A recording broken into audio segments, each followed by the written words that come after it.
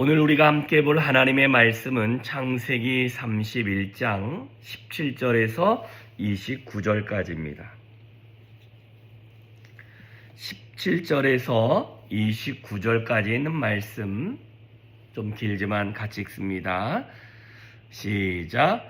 야곱이 일어나 자식들과 아내들을 낙타들에게 태우고 그 모은 바 모든 가축과 모든 소유물 곧 그가 밧닷 아람에서 모은 가축을 이끌고 가나안 땅에 있는 그의 아버지 이삭에게로 가려 할세.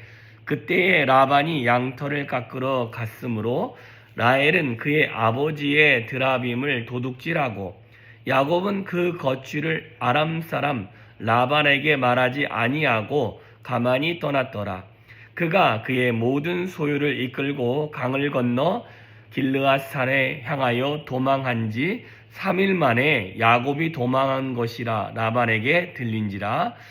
라반이 그의 형제를 거느리고 7일 길을 쫓아가 길르앗산에서 그에게 이르렀더니 밤에 하나님이 아람 사람 라반에게 현몽하여 이르시되 너는 삼가 야곱에게 선악간에 말하지 말라 하셨더라. 라반이 야곱을 뒤쫓아 이르렀으니 야곱이 그 산에 장막을 친지라. 라반이 그 형제와 더불어 길르앗산에 장막을 치고 라반이 야곱에게 이르되 내가 나를 속이고 내 딸들을 칼에 사로잡힌 자같이 끌고 갔으니 어찌 이같이 하였느냐. 내가 즐거움과 노래와 북과 수금으로 너를 보냈겠거늘 어찌하여 내가 나를 속이고 가만히 도망하고 내게 알리지 아니하였으며 내가 내 손자들과 딸들에게 입맞추지 못하게 하였으니 내 행위가 참으로 어리석도다.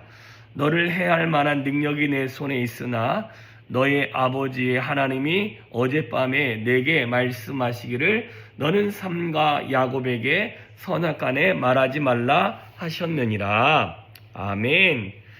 네, 오늘 본문에 보면 야곱이 아내들의 동의를 구한 이후에 떠나게 되어지는데 즉각적으로 떠나게 되어집니다. 그래서 자녀들과 아내들을 낙타들에게 태우고 모든 가축, 모든 소유물을 가지고 조용히 떠나는데 근데 이때 라반에게 이 소식을 알리지 아니했다라는 것입니다. 그리고 한 사흘길쯤 떠난 그 시점에 야곱이 떠난 것을 라반이 알게 되어집니다. 그래서 그의 형제들과 함께 어찌 보면 군대를 이끌어서 야곱을 쫓아가는 것입니다. 쫓아가는 이유는 왜일까요? 화가 난 거죠. 야곱이 자신의 양을 쳐야 되는데 양을 안 치고 자신의 재산을 보호해야 되는데 보호하지 않고 갑자기 훌쩍 떠난 겁니다. 그것은 자기에게 복이 되어지고 자기에게 유익함이 되어졌던 사람이 한순간에 아무 말 없이 떠나니까 화가 났고 가만두지 않겠다는 마음이 훨씬 더 컸습니다. 그런데 7일 길을 달려와서 쉬지 않고 달려와서 야곱에게 거의 다 다다랐을 때 하나님이 꿈에 라반에게 분명히 말합니다. 야곱에게 선악간에 말하지 말라. 옳고 그름 따지지 말라. 라고 분명히 이야기합니다. 그런데 이제 라반이 왔기 때문에 분명히 이야기합니다. 야, 왜 도둑처럼 이렇게 나가냐. 뿐만 아니라 내 손자들과 내 딸들과 함께 입맞출 시간도 안 주고 네가 간다고 했으면 내가 즐거운 노래와 북과 수금으로 너를 보내었을 텐데 너는 왜 이랬느냐. 이거는 거의 27절에 있는 말씀은 이빨린 말이고요. 전혀 그럴 사람이 아니라는 겁니다.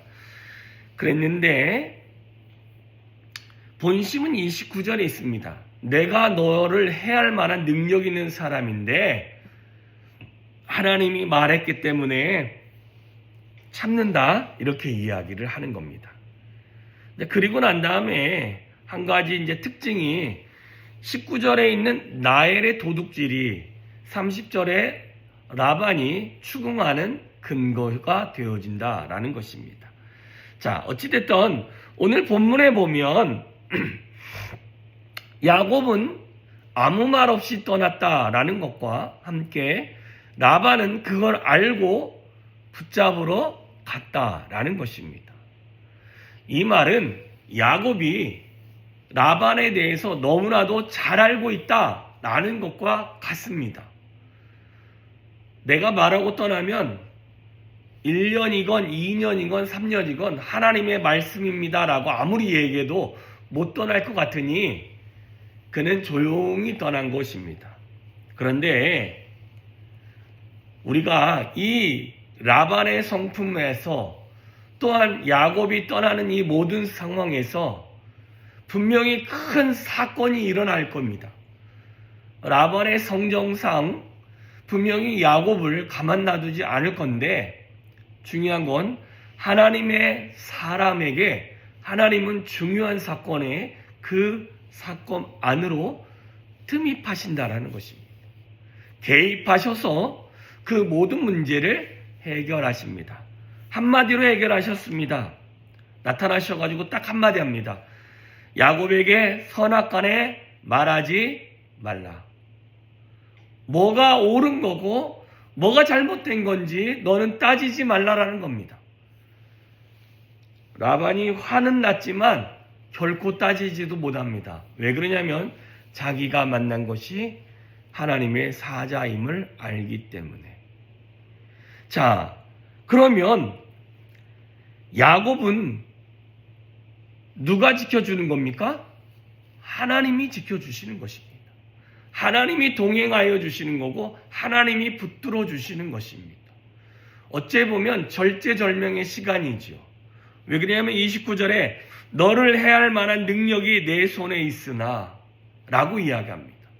라반은 분명히 야곱을 죽이고도 남을 만한 군대가 있었고 힘도 있는 사람이고 명분을 찾으려고 하면은 명분을 말할 수도 있는 사람입니다.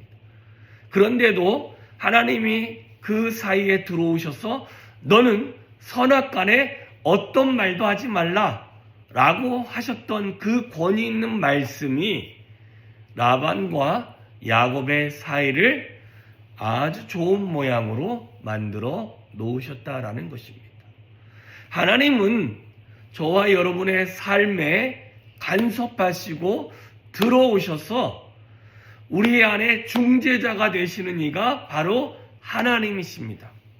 하나님은 중요한 순간에 우리를 구원하실 수 있고 우리의 문제를 풀어주실 수 있고 또한 중요한 순간에 우리의 모든 삶을 화평하고 형통한 모습으로 이루어 가실 수 있는 분이 바로 하나님이시다라고 분명히 말씀해 주고 계시는 것입니다.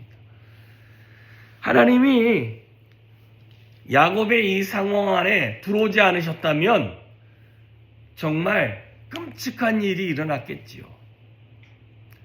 다 라반의 말들은 화가 났는데 허울 좋은 얘기만 합니다.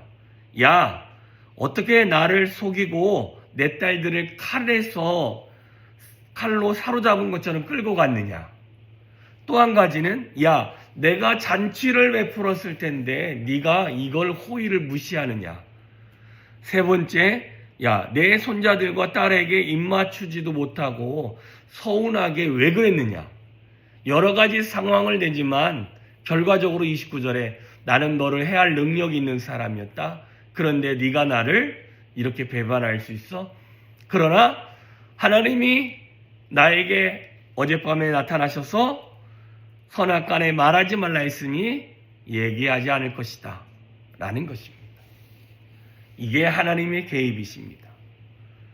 우리 안에 우리의 생각과 우리의 그 계획으로 모든 일을 추진하다 보면 라반처럼 흥분되어질 수도 있고 라반처럼 옳고 그름의 시시비비를 가리려고 하는 사람도 있을 수 있지만 그 안에 하나님이 개입하시면 모든 문제를 평화롭게 해결할 수 있게 되어지며 뿐만 아니라 내일 살펴볼 것을 좀 미리 얘기한다면 아무것도 찾지 못함으로 말미암아 야곱이 라반을 추궁하며 책망하는 일도 있게 되더라라는 것입니다. 그러니 저와 여러분의 삶에 하나님이 개입하셔야 됩니다.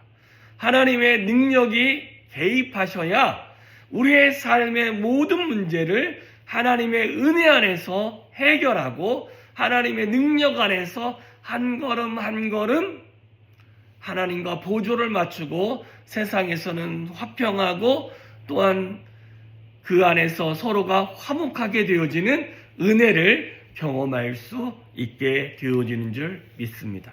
그러니 하나님이 중요한 시기에 개입하신 것처럼 저와 여러분의 삶에도 하나님께서 중요한 그 시간에 개입하시고 간섭하시는 은혜가 차고 넘칠 수 있기를 주님의 이름으로 축원합니다. 기도합니다. 참 좋으신 하나님 감사합니다. 복된 하루를 허락하셨습니다. 하나님, 오늘도 하나님의 은혜가 우리 안에 차고 넘치기를 소망하고 하나님의 능력이 우리 안에 임하기를 소망하며 하나님의 뜻 안에서 우리를 이끄시며 우리의 삶을 새롭게 하시는 은혜가 있음을 고백합니다. 하나님, 어찌 보면 야곱에게는 절제절명의 순간에 하나님이 라반의 마음에 개입하셔서 그들의 관계가 어색하지 아니하고 화평하고 순조롭고 뿐만 아니라 하나님의 뜻 안에서 그 야곱의 편에서 하나님의 뜻이 이루어진 모습을 우리가 살펴보았습니다. 하나님은 중요한 상황에 그 상황 안에 개입하시고 말씀하시는 줄 믿습니다. 하나님, 우리의 상황에도 중요하고 우리의 상황에도 정말 피할 수 없는 그런 상황에 하나님이 간섭하여 주시옵소서. 내 인간적인 마음과 내 욕망적인 내 감정적인 것이 앞서서 어떤 문제를 해결해가는 자가 아니라 하나님의 뜻에 맞추어 하나님의 인도함에 맞추어 하나님 그 모든 문제를 해결해 갈 수 있는 하나님의 지혜와 하나님의 능력과 하나님의 은혜가 임할 수 있도록 주여 오늘도 붙들어 주시옵소서. 오늘도 하나님의 은혜가 우리 가운데 충만히 임하기를 소망하며 예수님의 이름으로 기도했습니다. 아멘.